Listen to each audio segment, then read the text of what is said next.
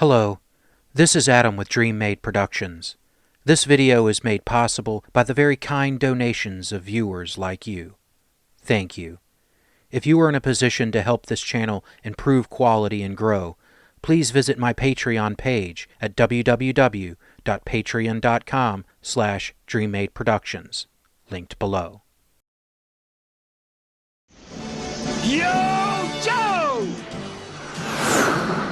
We'll fight for freedom wherever there's trouble. G.I. Joe is there. G.I. Joe, real American hero. G.I. Joe is there. I would like to take the opportunity to cover something a little different than normal. Some of you may have noticed that the last battle report was a bit unique. I just couldn't help myself. As a kid of the 80s, G.I. Joe holds a special place in my heart. Racing home from school to watch the G.I. Joe cartoon show is a fond memory. When I found out that a favorite YouTube channel of mine, HCC788, was opening up his annual Cobra Convergence event to the general YouTube community, and that I would have brief access to my gaming collection in time to film, well, I just had to. While I love Battletech, my childhood treasures were my G.I. Joes. Fortunately, I kept a lot of my old toys, and I'm glad I did. At some point, I will unpack them and get them on display again. In the meantime, HCC788's videos allowed me to take a trip down memory lane. He reviews every vintage G.I. Joe toy from the Real American Hero line. His videos have brought back so many memories, both of what I played with and things I wanted but never got. Check him out if you are a fan of the toys. Today, I would like to take a closer look at the board game featured in the last battle report. I've been a gamer since my earliest memories. My G.I. Joes had rules, even if occasionally they did not make sense. A G.I. Joe game became ideal for me as a kid, mixing my love of games and G.I. Joe. G.I. Joe was no stranger to board games by 1985, when Commando Attack was released. The old G.I. Joe line had games from the 60s. A Real American Hero recognized the need for more structured play. 2 games were released with the initial line in 1982. G.I. Joe, A Real American Hero adventure board game, and G.I. Joe Cobra Battle. I was far too young for these games, but by the time of Commando Attack, I was still a little too young, but much closer to the suggested age. At 5 years old, this game was helping me learn math as well as the first lessons in planning and thinking ahead. Hashtag get games in schools. One could argue that G.I. Joe Commando Attack was my first miniatures game. Although extremely simple when compared to something like Battletech, but it was nevertheless perfect for a young kid. So, let's take a closer look. Much like my Hero Quest video, please keep in mind this is not a pristine copy. This poor game has seen a lot of use. The box is very nice. Lots of bright colors, including the iconic G.I. Joe logo and characters from the line, with the digital explosion background. Appealing more to parents is the graphic of kids playing the game, along with some selling points at the bottom. The sheer size of the box is also impressive and gives the impression of value. Like several games from the time, the game is very oversized for what it is. That has its charm and utility. As the selling point notes, the board can be used as a playmat for playing with the figures. The inclusion of an iron-on patch is a nice extra. It might have been nice to include too, a G.I. Joe and Cobra logo instead of the line with Flint, but that's a nitpick. Flipping over to the back, we have a larger photo of the game being played. Also included on the back is the major selling point of the game, but we will get to that. Opening things up, you can see everything can neatly fit back into the box. Most of the game is printed on cardboard, but it's pretty sturdy, so that's good. The art of the figures is, as far as I can tell, ripped from the figure card backs, which is a decent reuse of art assets. The massive board has nice detail for the time, and its puzzle piece connectors is very nice. I wish BattleTech would include something like it. Once connected, the board does not disconnect if bumped or jostled around. Very nice. The buildings are a little basic and don't really go with the aesthetics of the cartoon, but work a little better with the comics. Instructions for putting the game together are included on the back of the top, while the rules are in the small but sufficient rulebook. Returning to the minis, these were nice to have. Not everyone had all the figures they wanted, so having a cutout could supplement your figures. The game does show that at least the graphic person did not know all that much about G.I. Joe. The G.I. Joe colors are red and orange, while the Cobra colors are blue and green. This strikes me as odd. Cobra should be red and blue, while G.I. Joe should be green and light brown. Again, it's a nitpick, but a missed opportunity. The characters included and the way they are organized make dubious sense. From the real-life point of view, the characters make some sense. Most of the characters are from the 1985 line, with a few more from the 1984 line, which would have still been in stores at the time.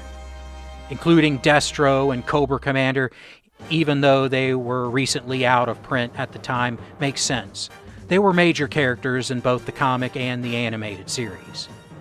The inclusion of Gun-Ho seems odd to me. He was out of print at the time, and there were other in-print characters that could have been used. Strange. As far as the character and what team they are assigned to is also somewhat confusing. First, Snake Eyes is nowhere to be found. Although used far more in the comic than in the show, Snake Eyes was nevertheless a popular character with both sets of fans. Arguably, his most beloved version was in the 1985 line. Why not include him? The inclusion of Ripper, but not the other members of the Dreadnought trio, was also an odd choice, as was splitting up Ripper and Zartan into different teams. The G.I. Joes also have a similar situation.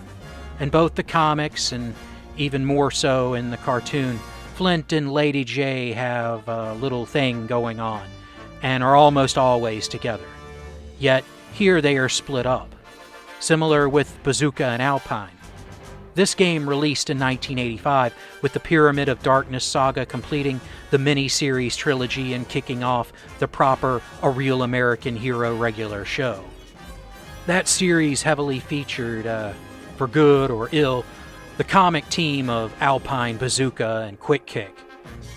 I would shuffle around the characters and teams to make them either more marketing sense or more lore sense, or maybe I'm just thinking too much about this. Let me know if you would like a follow-up with the changes I'd make. Now to arguably the most valuable part of this game for the time. The game includes 24 figure stands. I heard of people at the time buying up the game just for the figure stands. It sounds strange today, but back in the 80s, G.I. Joe figure stands were far and few between. One of the few good decisions Hasbro made with the line in the 90s was the inclusion of figure stands. Prior to that, you had few choices. I have no idea when the first figure stands for the Real American Hero line were made available, but these were the first I had ever seen. A selling point of the game is to stand your figures on the stands and play the game with the figures instead of the included cardboard pawns. A gimmick idea, but a good one that made an accessory available that was sorely needed at the time. That's it. Not much to the game, but nice for a kid. Visually impressive even if the rules are very basic. Speaking of, the rules to the game are very simple. Each faction has 2 squads, green and blue, for Cobra, orange and red for G.I. Joe. Each player rolls a die, the winner moving first. For Cobra, blue moves first, while for G.I. Joe it's red. A second die roll determines how many units in the group can move.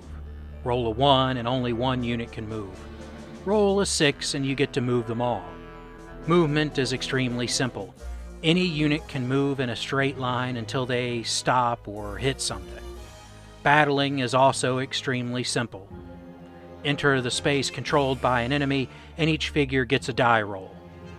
Higher roll wins. Winning the game is also simple. Get a figure or 2 in front of the enemy HQ and roll an even number. Or, of course, defeat all the enemy's forces. There are some other little things you can do. Getting a figure to the enemy supply dump and rolling an odd number will result in automatically capturing 2 of their members. You can free the defeated POWs by getting a figure to the pen's opening and rolling an even number. G.I. Joe always was big on daring rescues on both sides.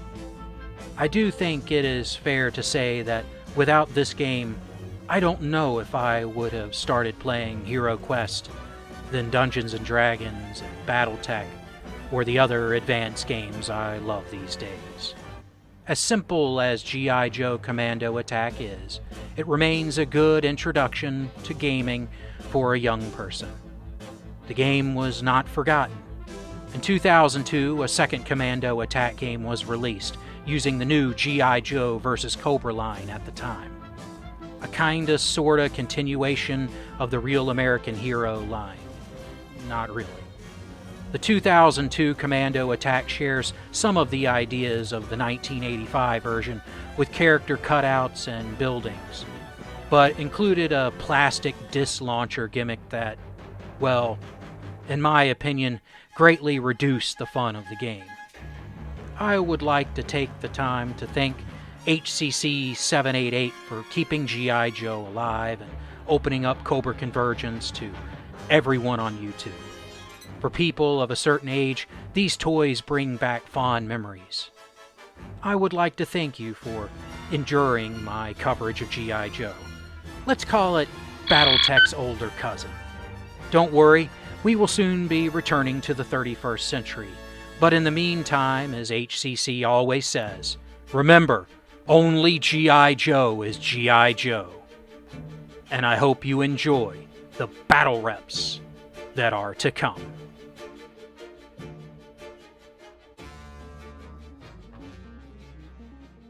Hello, this is Adam with Dream Made Productions.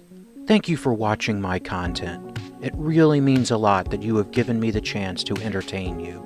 If you would like to support the channel, please visit my Patreon at patreon.com/DreamMadeProductions, linked below. Also below is a link for PayPal, or links if you would like to send crypto, if that's more your thing. Please know any amount that you give will be cherished and used to upgrade equipment and improve the channel. You can also help the channel by subscribing, turning on notifications, liking, commenting, and sharing my channel with anyone you think might be interested.